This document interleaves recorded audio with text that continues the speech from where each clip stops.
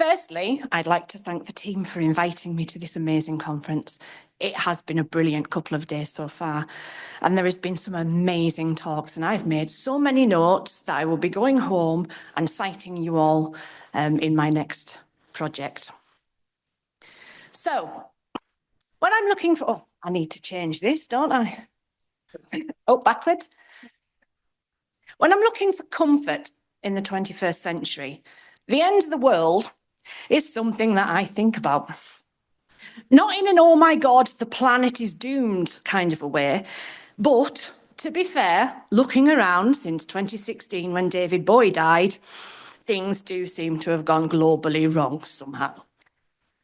No, instead, I think closer to home, especially given real world destruction that we're surrounded by. I often wonder how I would manage to survive the apocalypse, the noise, the destruction, and the death. And then if I do survive, how will I manage in the post-apocalypse? What would that look like? It worked. Would I try to make it alone or be part of a group? What would happen if the social structures we rely on suddenly completely disappear? What would happen to morality if every facet of a new world counted on the worst behaviour of humanity to survive? Where would I find hope when all around me is ruin and destruction? Media, lots of media, and especially video games, allow me to ponder these thoughts and questions on an abstract level, a societal level, and on a personal level too. To be the survivors of a dangerous and unforgiving world is a fantasy that many of us play out, if video game sales are anything to go by. I know I do. For me, playing the apocalypse brings with it a freedom that comes with a world that has abandoned law and order. We use what Charles Taylor calls the social imaginary. Now, the concept of the social imaginary in video games refers to the collective visions, values, and sharing and understanding of society that is built through these virtual worlds, characters, narratives, and systems that players engage with. These digital environments often mirror, critique or reimagine real-world social structures, political systems and moral codes, and cultural norms, allowing players to explore different systems, moral codes, different conceptions of society, identity, and morality. By interacting with these virtual worlds, players participate in and shape these communities, often renegotiating their own relationships to rules and narratives that games present. In turn, this allows us to reflect on how we might survive when the apocalypse comes. Many video games present players with moral choices which reflect a game's underlying social imaginary. The ethical frameworks within these games allow players to explore different models of morality, often contrasting idealistic norms of good and evil with more complex grey areas. For example, in Mass Effect, players are thrust into a universe with its own social imaginary that includes interspecies relations, political intrigue, and ethical dilemmas. The game's Paragon and Renegade system forces players to make moral choices that affect not only individual characters, but whole species and civilizations. Through these choices, players engage with ethical questions about leadership, about sacrifice and cooperation, reflecting the social values that the game presents. In The Witcher 3, players must navigate moral ambiguity in a war-torn world where traditional notions of good and evils don't always apply. The game's social imaginary is built around complex political alliances, power struggles, and ethical dilemmas, forcing players to question their decisions and the consequences of their own actions. The game invites reflection and what it means to act morally in a corrupt, often unforgiving world. Post-apocalyptic video games often explore how societies rebuild or collapse after a catastrophic event, reflecting on the fragility of human civilization and the nature of survival. These games depict worlds where traditional social structures have fallen apart, leading to new, often brutal social imaginaries that prioritise survival over moral or ethical codes. Now, The Last of Us, which is going to be my case study because it's one of my favourite games. I'm going to concentrate mostly on The Last of Us 1, but there's going to be odds and ends of The Last of Us 2 where it's relevant. Now, The Last of Us presents a world where traditional governments and societal structures have collapsed due to a global pandemic. In its post-apocalyptic setting, different groups form their own versions of society, whether through authoritarian rule, Fedra, resistance movements such as the Fireflies, or isolated communities like Tommy's settlement in Jackson. The game's social imaginary reflects the tension between hope for rebuilding civilization and the ruthless nature of survival in a world where moral codes are constantly tested. Now, the Fallout series presents a post-nuclear wasteland where various factions and ideologies compete to survive and to rebuild society. Each Fallout game offers different versions of social reconstruction, from technocratic enclaves to anarchic wastelands.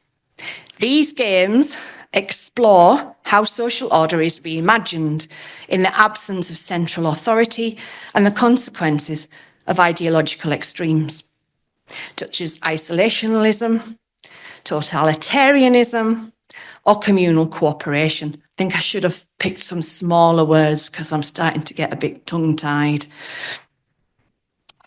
In these post-apocalyptic games, the social imaginary is shaped by questions of survival, morality, and the rebuilding of particularly social bonds. Players are often forced to make decisions about which version of society to support or to challenge, reflecting real-world concerns about government, ethics, and human nature in the times of crisis. Now, some video games explicitly critique the social imaginaries of the real world by presenting exaggerated or alternative versions of societal structures. These games invite players to reflect on the values and assumptions that underpin our contemporary society and consider how they might change and evolve over time. Now, I just want to go off some not quite apocalyptic games, but more of a personal level of apocalypse. So the game Papers, Please from 2013 critiques bureaucratic power, the government, and the dehumanising effect of authoritarianism by placing the player in the role of an immigration officer in a fictional dystopian country. The game's social imaginary reflects the struggles of individuals caught within rigid and oppressive state systems, encouraging players to reflect on issues of freedom, security, and moral compromise. Another one of my favourite games, Spec Ops: The Line from 2012, deconstructs the traditional hero narrative often found in military shooters, using its narrative to challenge players' assumptions about war, about heroism and moral righteousness, creating a personal apocalypse for its protagonist, Martin Walker. The game's social imaginary critiques the glorification of military intervention, exposing the psychological and ethical toll on violence. In these examples, video games act as critical tools that question real-world social imaginaries, challenging players to engage with deeper social, political, and ethical themes. Our fictional visions of what happens after the end of the world are fluid and change as society or our own circumstances do. Most obviously, our collective fears as a society, as a civilization, transform into whatever apocalypse we deem to be most likely at the time. For example, this is me being completely honest. It's like a What am I doing? Admitting things. When I was 12, I'm not ashamed to admit, I had a plan for what would happen if the bomb dropped. I had a bug-out bag with water and matches and a hammer, you know, the things I might, as a 12-year-old, I thought I might need. Now, as a background to this, for my personal reasons, in the wake of World War II, I wasn't alive then, but global fears and anxieties met after the detonation of the Japanese atomic bombs. Humanity now had the means to completely and utterly destroy itself for the first time. Combining this with the relationship that the Western world had with the USSR at the time, the nuclear apocalypse was a very, very real fear. It wasn't quite as bad as I imagine it was in the US, where people were told to shelter under chairs and under tables at schools, but it did seep into media. And when I was 8 years old, at school, we watched the TV film that was made by the BBC and a company in Australia called Threads. And this has left me traumatized for the rest of my life. This is my ultimate fear. But happily, instead of just a nuclear apocalypse, I can add so many more global disasters to my fear list and vicariously live them through play. Do I want to imagine a global volcanic winter? Frostpunk is my game for that. Biological pandemic? I like the first few Resident Evil games for that. Alien invasion? Well, there's only Alien Isolation that works for me. And let me tell you that while I'm excited about the upcoming sequel, there's no way I'm playing that sucker in VR. It was bad enough playing the first one in front of a television. Do I want to think of a world without water? Mad Max. And I get to drive around in the Magnum Opus. That's fun. Zombies? The list here is endless. For me, 7 Days to Die is my current game. After research for an upcoming piece about zombies in video games, and bringing me back to my childhood fears, the nuclear apocalypse. Oh, I obviously can't talk about the nuclear apocalypse without mentioning Fallout, and especially Fallout 3 in New Vegas. However, at the time, I am playing Forlon's Fallout London, the mod for Fallout 4. It situates me completely in the liminality of the real world I recognise and the fictional destruction of that same space.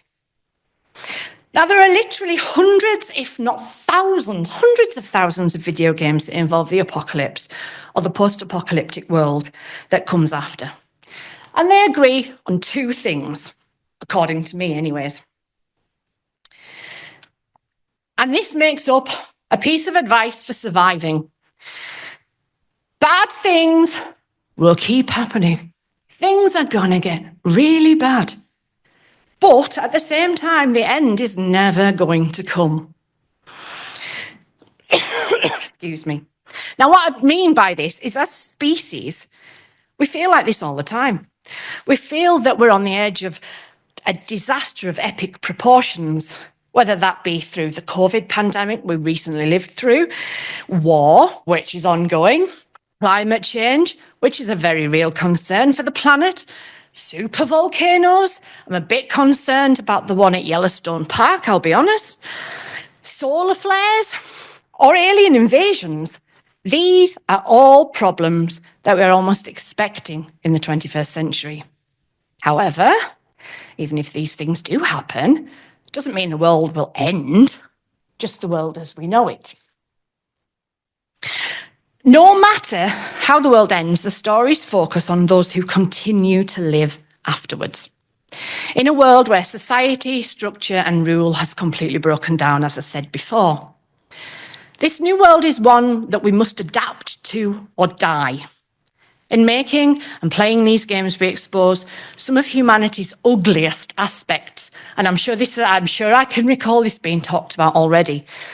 witnessing violence, death, and the greed that human beings are capable of, and it can make us look at ourselves as a species in a wholly different light. But video games and apocalyptic stories can also bring about goodness in humanity. It shows caring for each other, and it exemplifies learning the power of love.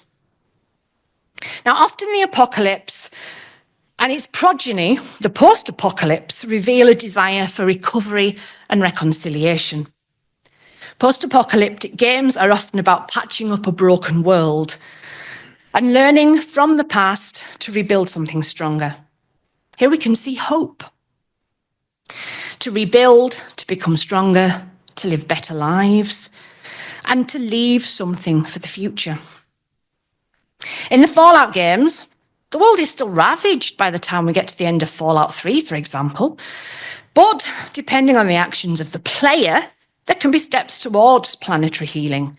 For example, the canon ending of Fallout 3 sees the lone wanderer return clean as well, water to the wastelands, bringing with it hope for the future. Now, in the real world, when we think about hope, it's often rooted in that future. When we think about our own hopes and fears, we think of friends, families, the communities we live in, generally the people around us. And most of us try to work to make life and the world better for the next generations, as well as for ourselves. In most apocalyptic scenarios, we start by seeing hope in short supply. It's the end of the world as we know it. And I'm English. I don't know if anybody else knows the song. It's the end of the world as we know it. I've been singing that since I put that slide on there. And the future has become something to fear, not to look forward to. The future then is about surviving rather than thriving. When we look at hope in a post-apocalyptic situation, we see it's often rooted in the past. Like I said, hope is about returning to a life before everything became about just survival and rebuilding this better future. And we see this in games across the genre, but I want to concentrate on The Last of Us because I like case studies. Firstly, I'd like to mention a difference between hope and survival in The Last of Us. As we progress through Joel and Ellie's journey in the games, survival is something that comes up quite a lot. We meet characters with different definitions of what survival is worth, not hope. David, for example, who comes across as an antagonistic character, says survival is worth murdering and committing cannibalism for. Henry, who travels with his young brother and Joel and Ellie meet in about the middle of the game, he says survival is only worth anything if he can protect his brother. And when he can't, he follows up on that premise by killing himself. At the beginning of the game, officials believe it's worth killing to maintain order in America. And Fedra, the resulting official government, in air quotes, believes keeping total control of the population and destroying anything that stands in their way is worth it to survive, just as was mentioned in the panel before.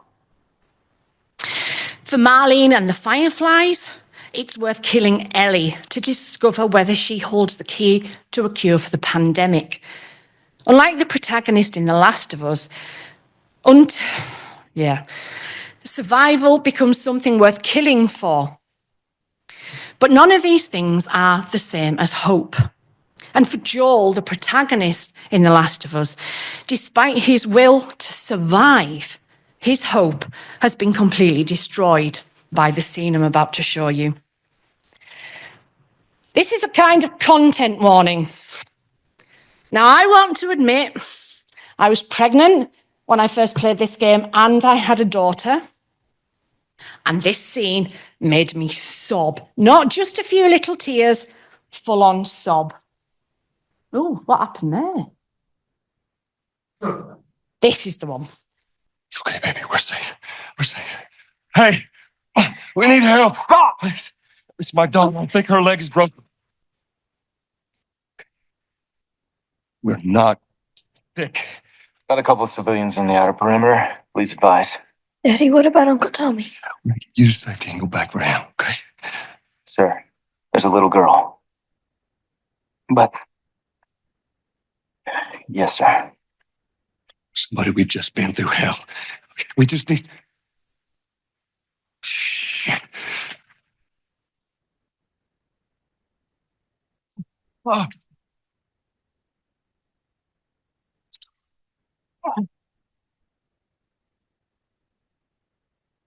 Oh, no. Sarah. Move your hands, baby. I know, baby, I know. Listen to me, I know this hurts. You're gonna be okay, baby. Stay with me. I'm gonna pick you up. I know, baby. I know it hurts. Come on, baby, please. I know, baby. I know. Sarah. Baby. Don't do this to me, baby. Don't do this to me, baby. Come.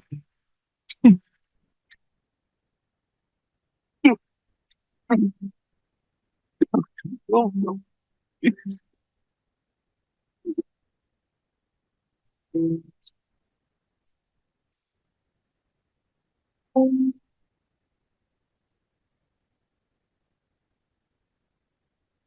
I can remember how I felt then, and it's still making me feel a little bit teary. But anyways, when we meet Joel, he seems like a hardworking man in construction.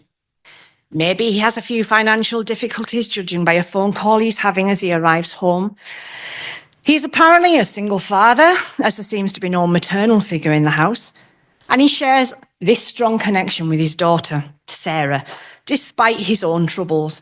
And we can see that as we play as Sarah in the prologue of the game. That scene, Sarah's death, changes him deeply. 20 years after the cordyceps outbreak, Joel has become a man who deals in the currency of survival. He shuts down all emotions. Like other people in the quarantine zone, he's become immune to the violence that is commonplace. And we see that when Joel and Tess pass a group of people being tested for the fungus early in the game, and that was highlighted on the talk previous to this. And when one tests positive, they are quickly put down, dying right there in the street in front of everybody. But nobody seems to bat an eyelid.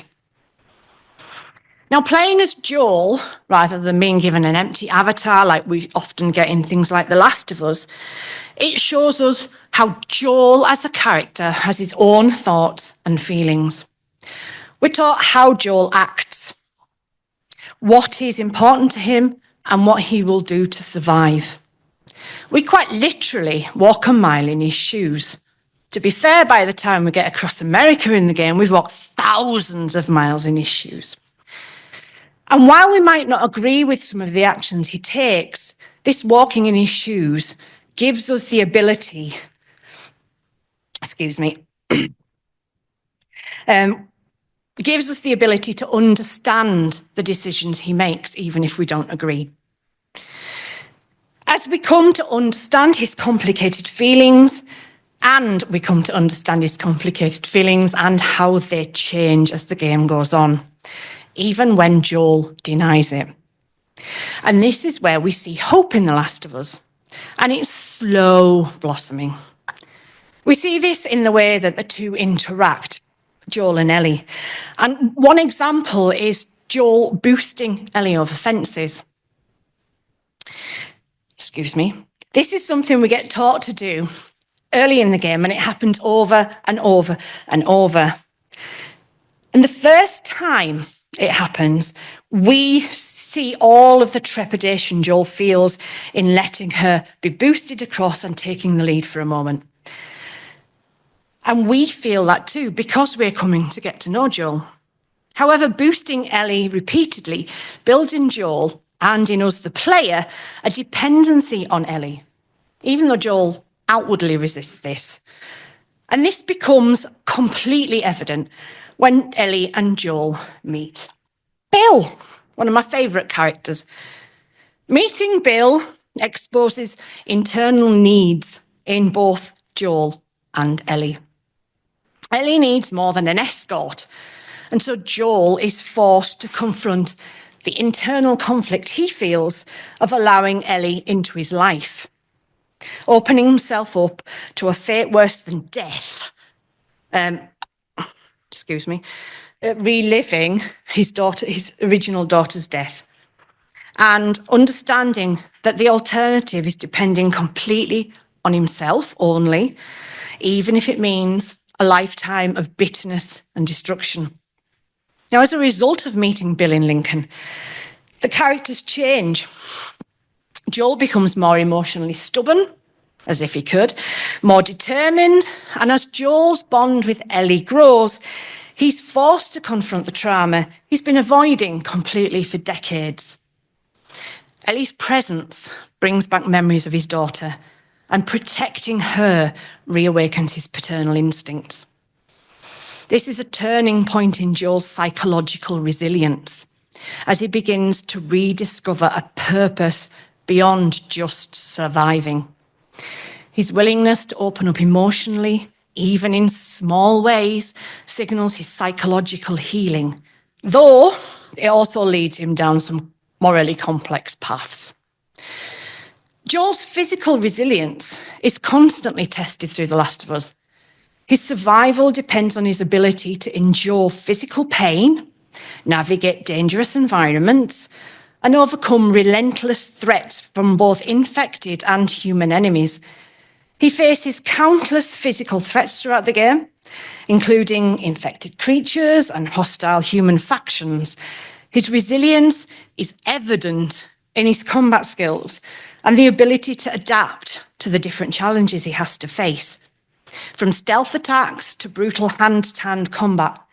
And even as he grows older and faces the physical toll of the environment around him, Joel's determination to protect Ellie keeps him going. Now, one of the most significant moments highlighting Joel's physical resilience occurs when he's severely wounded in the second half of the game. After falling onto a piece of rebar and being impaled, Joel is left critically injured. Despite the severity of his wounds, Joel manages to survive with Ellie's help, enduring intense pain and a long recovery period. I mean, it takes up most of the winter in the game. His ability to push through this injury, despite being at his most vulnerable, underscores his physical resilience and his determination to protect Ellie. Now, Joel and Ellie's journey across America brings them close, despite Joel's seeming best efforts at keeping her at arm's length. Playing as Joel, we, the player, learn that his hard exterior towards Ellie melts away on this journey. And we see him coming to care for Ellie as a father in the same way he cared for Sarah 20 years earlier. Now, when Joel realizes Ellie must die to retrieve a potential cure, so not even a guaranteed cure, he cannot bear to lose her. He sees in her the daughter he lost 20 years ago. And his actions to save Ellie, whilst potentially condemning the human race to misery and destruction, bring about his happy ending and brings him hope for the future. Now, there's something about the romanticization of Joel as a forlorn cowboy in the wastelands of America that I've just begun to look at in the current project I'm working on. But he makes me think of the cowboys of the Wild West, or the lone wanderer in Fallout. Joel and Ellie endure precarious conditions throughout their journey. Yet at the same time, they are moving toward a wide open horizon of individual freedom and the conquest of new frontiers. Now, in many video games and other media, the depiction of a post-crisis world is an opportunity for great conquest and for significant individual improvement. Libertarianism, anyone? Think of Fallout, for example. While the lone wanderer does not plan for a conquest in the game, they're just looking for their father. The Their actions throughout the game offer an opportunity for wasteland inhabitants to enact such a one.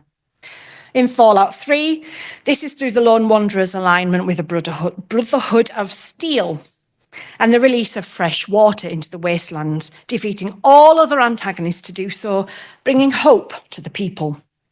This global hope is not seen in The Last of Us. This post-crisis world has no opportunity for great conquest. The world is doomed without a vaccine. So in the global world of the video game, the idea of hope comes with reversing the cordyceps virus in humans. That's horrible.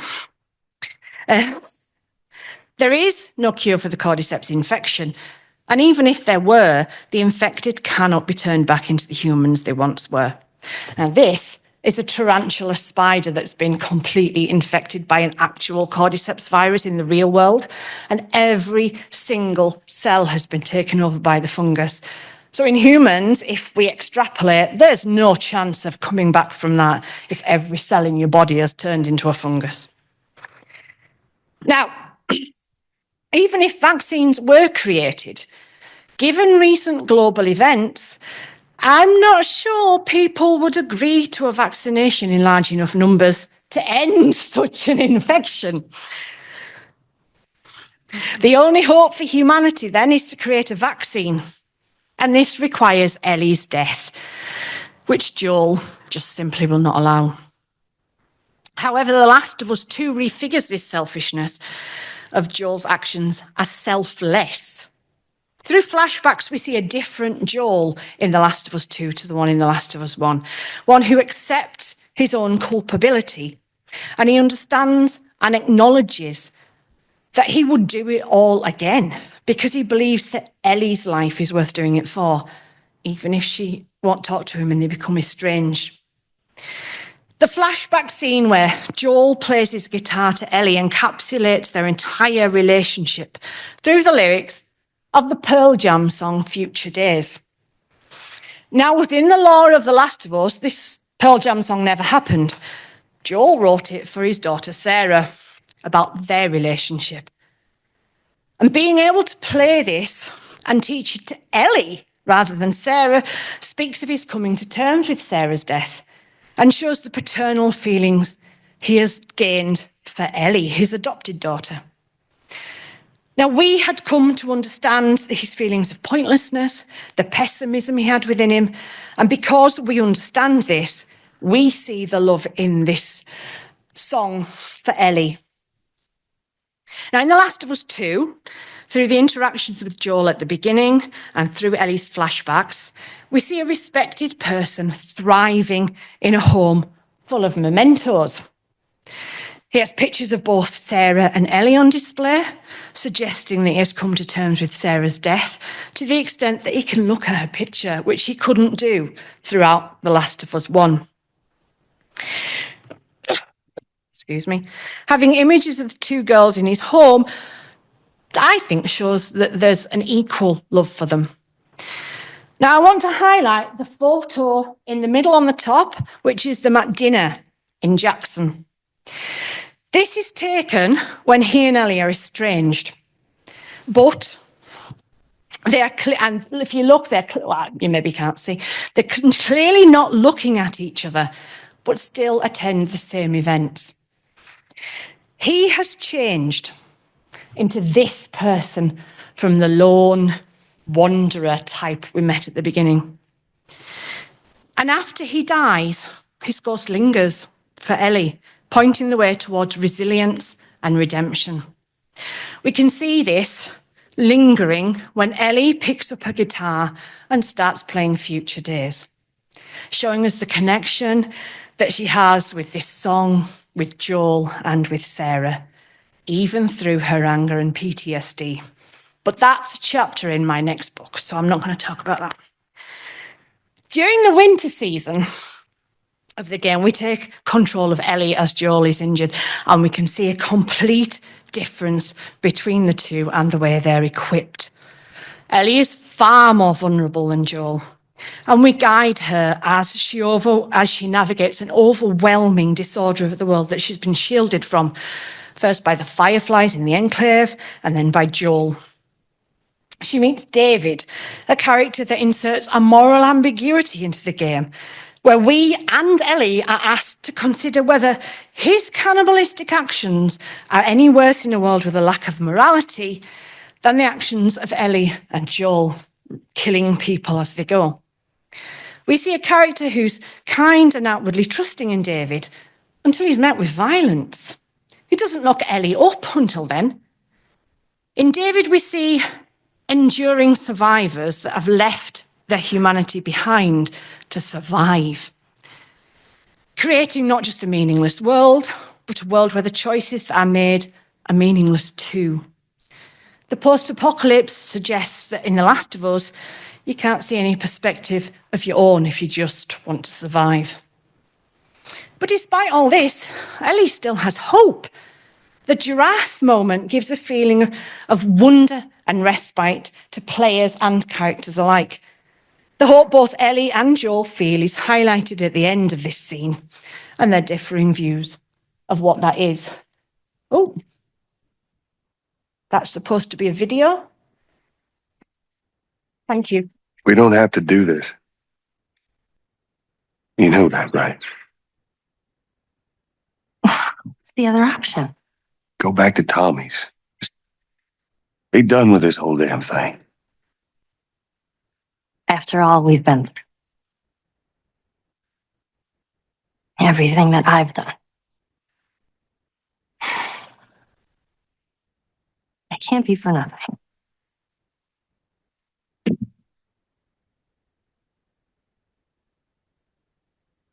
Like that little moment of the giraffes disappearing, the moment going.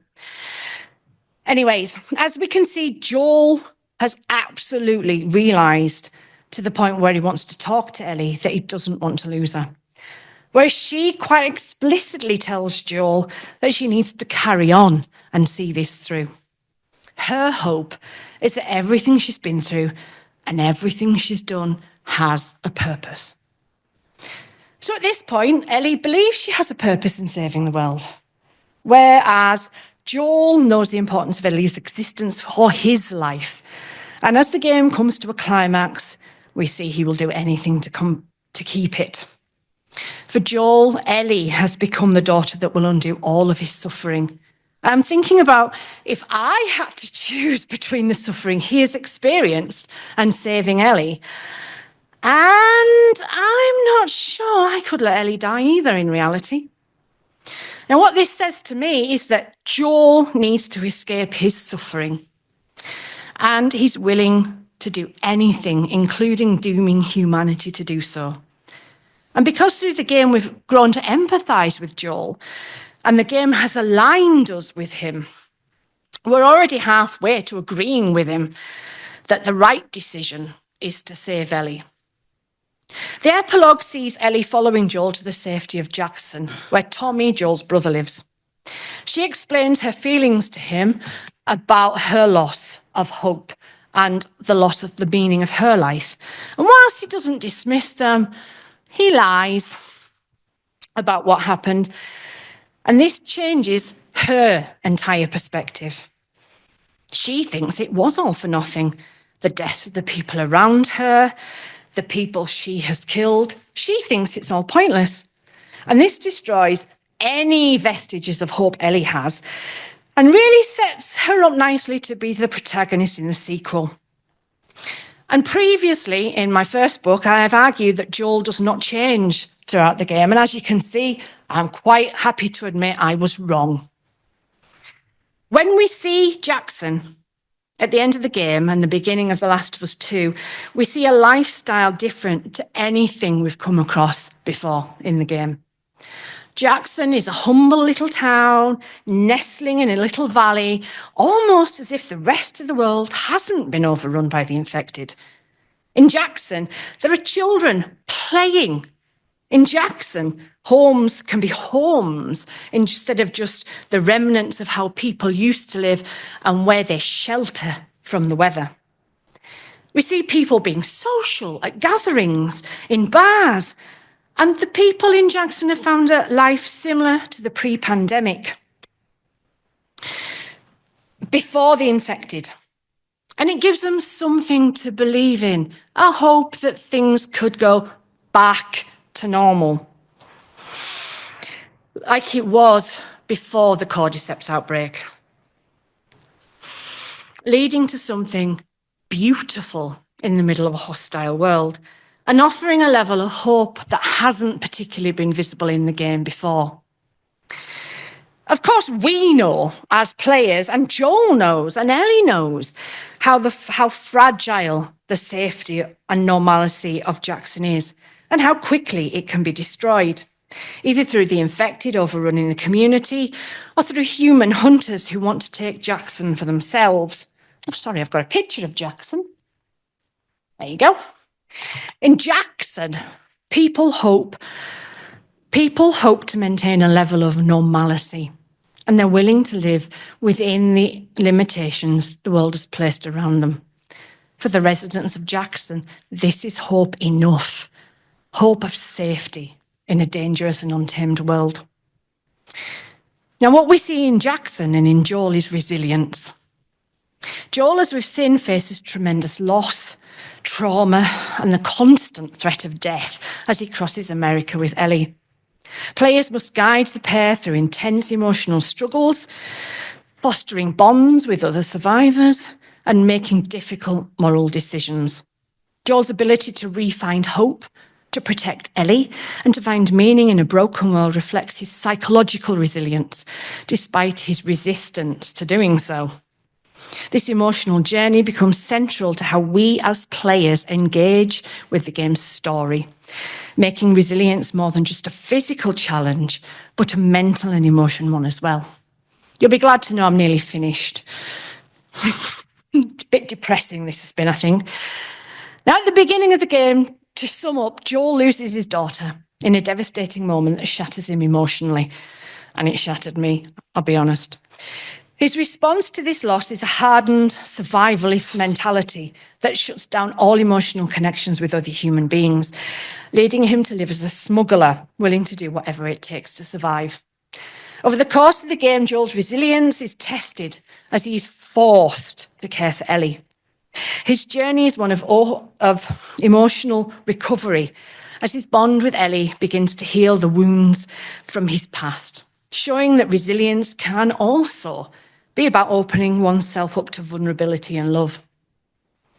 I've avoided going into lots of detail about the ending, it's spoilery, but one of the most powerful moments of Joel's moral resilience comes at the end of the game when he chooses to save Ellie from the Fireflies, a group that intends to sacrifice her in hopes of creating a cure for the infection. Joel's decision is driven by his deep emotional connection to her, which he prioritizes over the survival of humanity. Joel's decision is driven by this choice, illustrates how resilience can take the form of prioritizing personal relationships with individual survival, even at the cost of broader ethical concerns. Joel's resilience is not just about enduring physical and emotional pain, but also standing firm in his decision to protect Ellie, despite the moral weight of that choice. Now, the bond between Joel and Ellie, as I think you might have guessed, is a key narrative element in The Last of Us, reflecting interpersonal resilience in a world where trust is often a liability. At the beginning of the game, Joel is emotionally distant and unwilling to care for anybody at all. As they travel together, their bond grows. This relationship becomes a source of strength and emotional resilience for both characters. Joel's paternal instincts are reawakened, and Ellie learns to rely on him for protection and guidance, despite her fierce independence. Their growing trust in each other allows them to endure the brutal challenges they face, highlighting the importance of human connection as a form of resilience in the apocalypse. Now, it's not just in The Last of Us that invokes the need for community. I can see this in my current research, Fallout London. In this mod for Fallout 4, Community is essential to survival and identity in the post-apocalyptic wastelands of Britain. Whether through ideological factions like the Gentry or the Fifth Column, excuse me, or survival-based groups like the Tommy Bandits, these communities reflect how people band together in the face of adversity. Each community represents a different version of how society can be rebuilt, drawing on British cultural history, class identity, and the harsh realities of life after the bombs drop.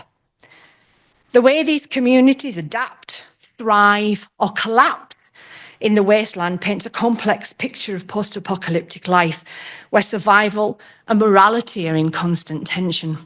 Now, one of the questions from the panel previously made me add a little note here.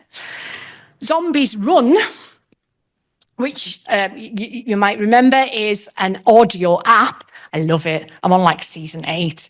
Situates Runner 5 as an integral part of a community, collecting goods, having social interactions, and helping others. And just like in these communities, Joel's resilience in The Last of Us is multifaceted, reflecting emotional, psychological resilience and physical strength and moral strength. Joel's journey is one of healing, survival and reconnection as he learns to confront the trauma of his past while navigating the harsh realities of the present of the game. His willingness to protect Ellie at all costs, whether through physical endurance, moral compromise, or emotional vulnerability, define his resilience and makes him one of the most complex and compelling characters, I think, in gaming. So at its core, The Last of Us is about how people find hope and meaning in a world that has lost its order and stability. Despite the devastation around them, the characters in The Last of Us exhibit resilience by holding on to hope, whether it's hope for a cure in the Fireflies or simply the hope of protecting those they care about. Ellie represents the future, both as the potential key to a cure and as a symbol of the next generation. Joel's decision to protect her reflects a belief in the possibility of rebuilding, even if it's on a small, personal scale. Throughout the game, there's a tension then between merely surviving and truly living. Joel initially embodies the former, simply going through the motions to survive day to day. Ellie, on the other hand, injects purpose into his life, showing that resilience is not just about survival, but about finding meaning and connection, even in the darkest times. And this, I believe, is how we'll survive the apocalypse. Through caring for each other. We will need to be resourceful and adapt to the world around us, that's true. But we will need physical and mental toughness to survive, rather than shutting down all emotions like Joel does. And that's something that we do with other people. As most post-apocalyptic games show, we need a level of moral ambiguity and ethical compromise as the guidelines and laws of the pre-apocalypse world become less relevant to the current situation. And as the community of Jackson and games like Fallout London highlight, there are safety in numbers, regardless of the precarity of that situation. Thank you.